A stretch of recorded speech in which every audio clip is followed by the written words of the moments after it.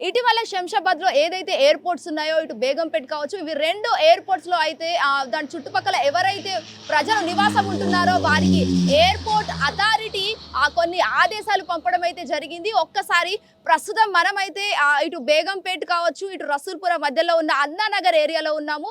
అయితే ఏదైతే నోటీసులు పంపించిన ఏరియాలో మాత్రమే ఉన్నాం మనము. గతంలో ఏదైతే అహ్మదాబాద్ ఇన్సిడెంట్ జరిగిందో అప్పటి నుంచి కేంద్ర ప్రభుత్వం దృష్టిలో పెట్టుకొని ప్లేన్ క్రాషెస్ గురించి దీనికి సంబంధించి ఎవరైతే ఇటు రసూల్పుర బేగంపేట్ మధ్యలో ఉన్న అన్నానగర్కి సంబంధించి కొన్ని ప్రాంతాలు అయితే బస్తీ నివాసులు వాళ్ళ కాలనీలో ఉంటున్నట్టయితే మనకు తెలుస్తుంది. సో అక్కడ వాళ్ళకు కొన్ని నోటీసులు జారీ చేయడం అయితే జరిగింది ఏదైతే ఎయిర్పోర్ట్ అథారిటీ నుంచి.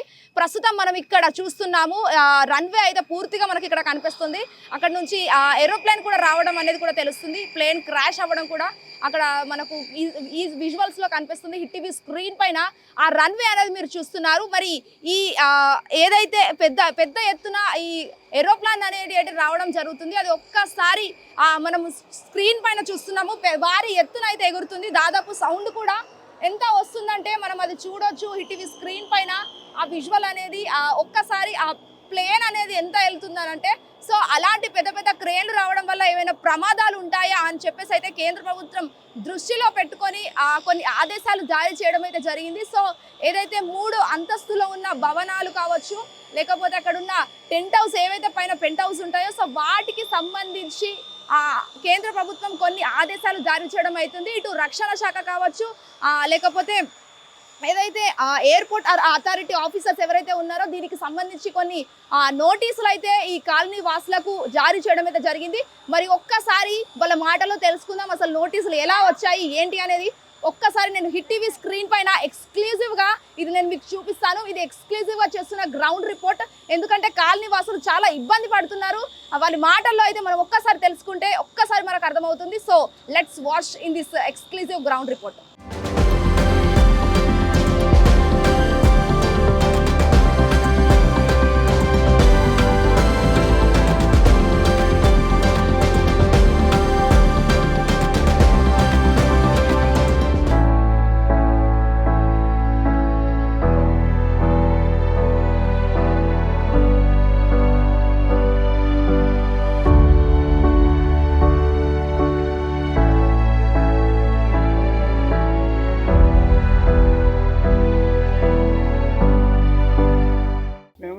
సంవత్సరాలు అవుతుంది రసూల్పురం ఉండేబట్టి ఇంతవరకు మమ్మల్ని ఎవరు ఇట్లా చేయలేదు. ఇది ఏం ఇప్పుడు ఏం కాదు ఇక్కడ ఏం ఫ్లైట్ వచ్చినా ఇక్కడ కాదు. శంషాబాద్ ఇక్కడ నుంచి తీసేసి శంషాబాద్ లేచారు ఆల్రెడీ ఏది ఇంటర్నేషనల్ ఎయిర్పోర్ట్. దానివల్ల మాకు ఏమి అభ్యంతరం లేదు. ఇల్లు తీయద్దు. మేము ఇక్కడ 50 సంవత్సరాలు ఉంటున్నాము. ఇక్కడ అంతా గరీబులం ఉన్నాము. మాకు మేడం ఉండే అప్పుడు పెద్ద మేడం కంట్రోల్ మేడం ఉండే. ఆ మేడం వచ్చి చెప్పింది మీ గరీబులు ఉన్నారు ఇవాళ తీయద్దు అని చెప్పిపోయింది పెద్ద మేడం. అప్పటి నుంచి సుజాత గుత్తా మేడం వచ్చినప్పుడు వచ్చింది. మన ఇప్పుడు రోడ్ ఉందా అన్ననార్ కాంజన్ మొదలు పెడితే ఇక్కడ చెత్తగుండి దాకా మొత్తం జామ్ ఉండే అంతా అవన్నీ క్లియర్ చేసిపోయింది. ఈ గల్లె పని తిరిగింది చూసేవారు కానీ చిన్న ఇల్లు ఉన్నాయి. వచ్చిన దానికి వచ్చి వెళ్ళిపోయింది అంతేగాని మీ ఇల్లు తీస్తాం ఏం చెప్పాలి ఆమె. అంటే ఏదైతే 3 అంతస్తులు ఉంటారు కదా వాళ్ళు మాత్రమే కట్టుకోవద్దని మేడం 3 అంతస్తులు కరెక్టే. అప్పుడు పాతగా ఉన్నప్పుడు ఎయిర్పోర్ట్ పోయి శంషాబాద్ ఎయిర్పోర్ట్ కట్టినప్పుడు ఎయిర్పోర్ట్ ఉన్నది. అంతకన్నా పెద్ద ఫ్లైట్లు వచ్చినప్పుడు ఏం ప్రాబ్లం కాలే. ఇప్పుడు ఏం ప్రాబ్లం అవుతుంది వాళ్ళకు? అంత లేబర్ పని చేసుకుంటున్నాం కూలీనాలు చేసుకొని బతుకుంటున్నాం కాబట్టి లెవెల్ లేరు ఇక్కడ. 50 years నుంచి మీ గవర్నమెంట్ ఏం చేసింది? కంటోన్మెంట్ గవర్నమెంట్ ఏం చేసింది? వాళ్ళకి అవసరం అంటే అప్పుడే తీసుకుంటుండే. ఒక మాట చెప్తా, ఇప్పుడు కంటోన్మెంట్ బాగా చెప్తా వాళ్ళకు పెద్ద కంటోన్మెంట్ అంటే పూనాలో ఉంది. ఈ నంబర్ పోయి కొనపోయి చూపినా కూడా కంటోన్మెంట్లో మీకు ఇల్లు ఉంది మీరు ఏం బాధపడకలే అంటారు.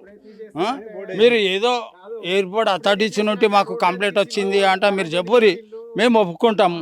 అది ఎట్లా చేయాలో మేము సిఓతోటి పరిష్కారం చేసుకుంటాము. సిఓనే రాలేదు మీరు మళ్ళీ వచ్చి బస్సులో అటువంటివి చేస్తే సిఓకు తెలియదా? 6 నెలల ముందల్లే సిఓకి పర్మిషన్ వస్తుంది.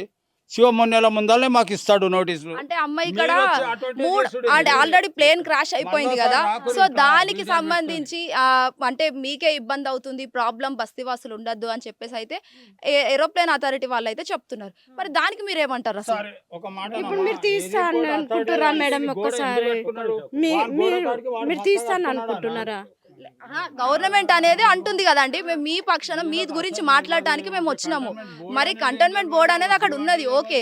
బట్ ఇక్కడ ఏంటంటే మీకు ఇటు వర్షాలు వచ్చినా ఏ కాలం వచ్చినా మీరు ఇక్కడనే ఉంటున్నారు. బట్ ఏంటంటే నీళ్ళు కూడా వచ్చినాయి మేడం, మాకు మస్తు నీళ్ళు వచ్చినాయి. నీళ్ళలో కూడా ఉన్నాం మేడం మేము, నీళ్ళలో కూడా ఉన్నాము.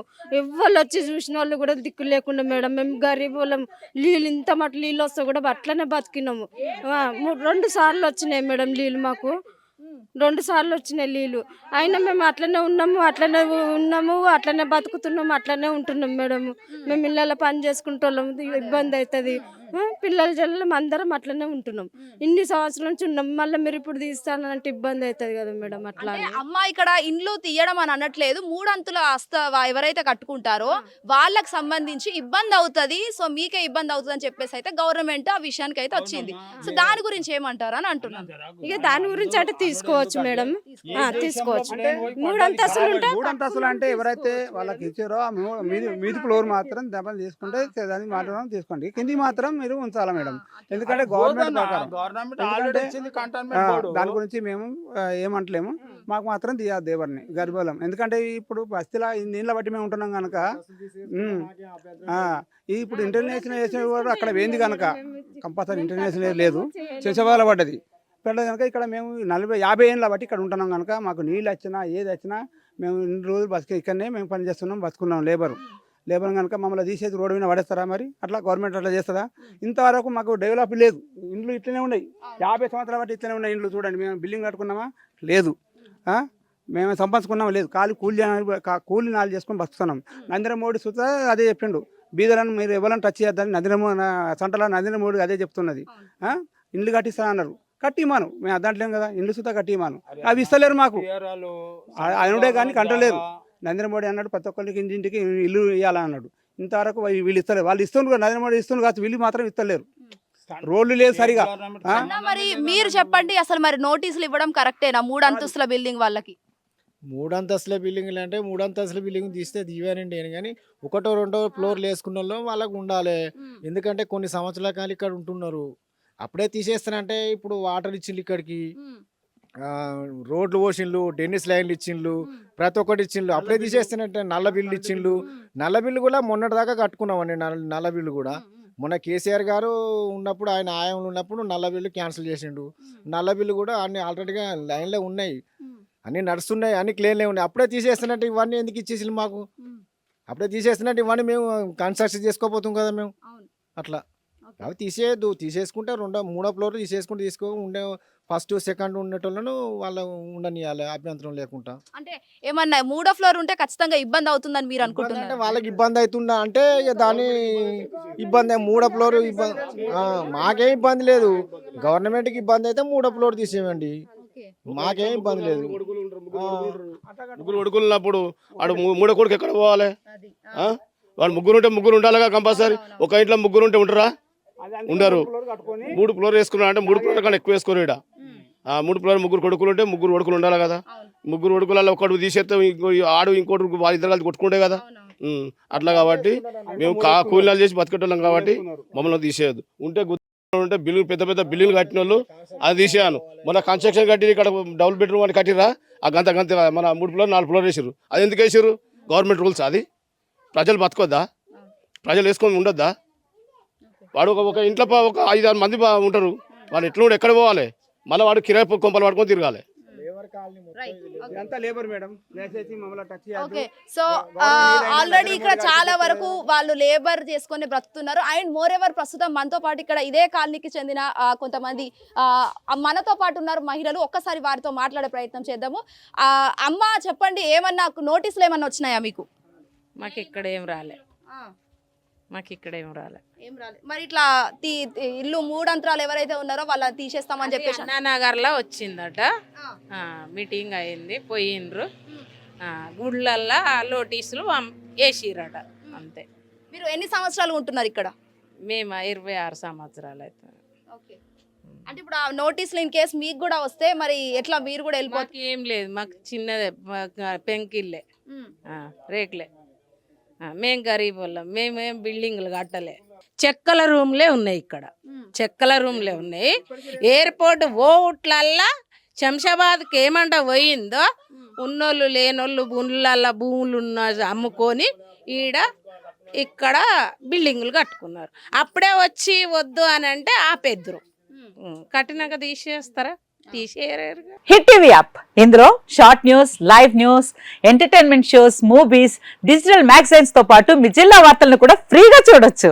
ఇంకెందుకు ఆలస్యం, వెంటనే హిట్ టీవీ యాప్ ని డౌన్లోడ్ చేసుకుని ఫ్రీగా ఎంటర్టైన్మెంట్ పొందండి. Hit TV app. Hit TV app, please download hit TV app. Hit TV app ని ఫ్రీగా డౌన్లోడ్ చేసుకుని ఎంజాయ్ చేయండి. మీకు నచ్చిన ఎంటర్టైన్మెంట్ కోసం హిట్ టీవీ యాప్ ని ఫ్రీగా డౌన్లోడ్ చేసుకుని ఎంజాయ్ చేయండి. హిట్ టీవీ యాప్ ని డౌన్లోడ్ చేసుకుని ఆస్వాదించండి, ఆశీర్వదించండి. ఇంతమంది సెలబ్రిటీలు హిట్ టీవీ యాప్ ని డౌన్లోడ్ చేసుకోండి అని చెప్తున్నారంటే ఎంత మంచి యాప్ ఆలోచించండి. అమెరికా అమెరికా అమెరికా అమెరికాలో చదవాలనుకునే వాళ్ళకి విశ్వసనీయమైన పేరు మన శౌర్య కన్సల్టెన్సీ. UK లో 1 year masters, UK లో 1 year masters, 2 years work permit up to 5 years visa. Contact Saurya Consultancy. Contact 89851 89851.